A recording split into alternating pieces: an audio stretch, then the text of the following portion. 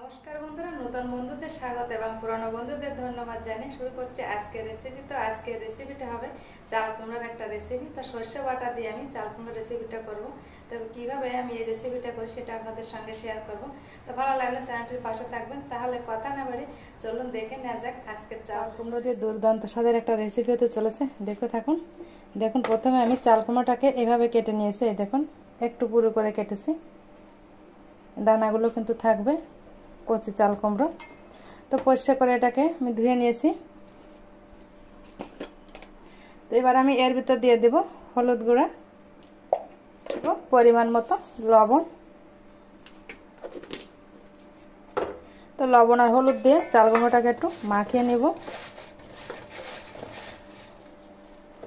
এবার প্রতিটা চাল কুমড়ো একটু সুন্দর করে মাখিয়ে নিতে হবে।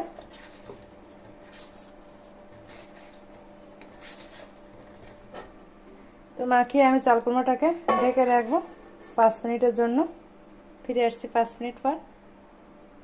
তো চাল কুমড়োর রেসিপিটা আমি সরষে বাটা দিয়ে করব। এখানে আমি 1 চামচ হলুদ সরষে নিয়েছি, দেখুন। আর নিয়ে নেব 1 চামচ। এর সঙ্গে আমি 2 থেকে 3টে কাঁচা লঙ্কা দিয়ে দেব। দিয়ে আমি শিলে একটু বেটে নেব। তো বাটার সময় একটু লবণ দিয়ে বাটলে বাটাটা ভালো হবে। তো 5 মিনিট পর আমি ঢাকনাটাকে তুলে নেব। দেখুন, চাল কুমড়ো কিন্তু অনেকটা লবণ হলুদ দেওয়াতে নরম হয়েছে, দেখুন। এই জন্য আমি 5 মিনিটের জন্য ঢেকে রেখেছিলাম। এবার আমি চাল কুমড়োগুলোকে একটু ভেজে নিব। তো কড়াইয়ে দিয়ে দিব সরিষার তেল।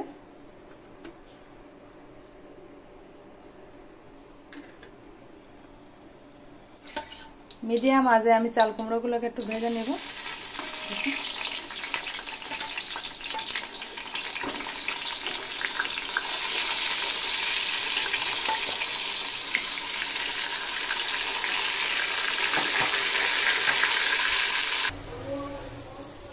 আমি একটু ঢাকা দিয়ে দিয়েছিলাম, ঢাকনাটাকে তুলে নিব। এবার চাল কুমড়োটাকে একটু উল্টে দিতে হবে। দেখুন, এই ধরনের রেসিপিতে চাল কুমড়োগুলো এরকম একটু পুরু পুরু করে কাটতে হবে। খুব বেশি পাতলা করলে এই রেসিপিটা ভালো হবে না।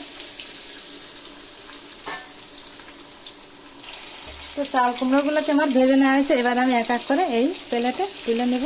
দেখুন, খুব বেশি একটা ভাজা যাবে না, এরকম ভাজলেই হবে, হালকা ভাজতে হবে। বাকি চাল কুমড়োগুলোকে আমি ভেজে নেব।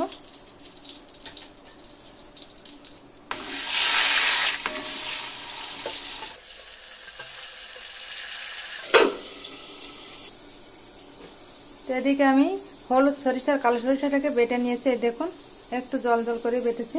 এবার আমি এটাকে একটু সেকে নেব। তো 2 রকমের সরিষাটাকে আমি একটু সেকে নিয়েছি, দেখুন। এবার এটাকে ফেলে দিতে হবে। তো চাল কুমড়োগুলোকে আমার ভেজে নেওয়া আছে। এবার আমি এটাকে নামিয়ে নেব। এই দেখুন, মোটামুটি 80% সেদ্ধ করতে হবে।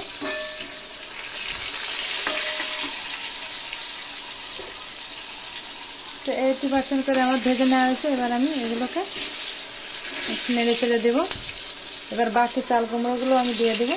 দেখুন, এবার আমি সর্ষে বাটাটা দিয়ে দেবো।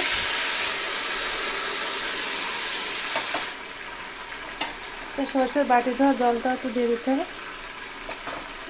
দিয়ে চাল কুমড়োটা কীভাবে একটু নেড়ে চেড়ে দেবো, একটু সুন্দরভাবে সর্ষেটা চাল কুমড়োর ভিতর যায়। এবার আমি এর ভিতর দিয়ে দেবো 1 চামচ পরিমাণ চিনি।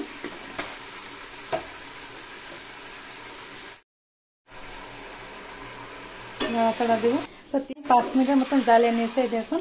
তো এবার আমি এটাকে নামিয়ে একটু ঠান্ডা করে তারপর আপনাদের দেখাবো। তো এই দেখুন, চাল কুমড়োটা রেসিপিটা আমার কমপ্লিট হয়েছে।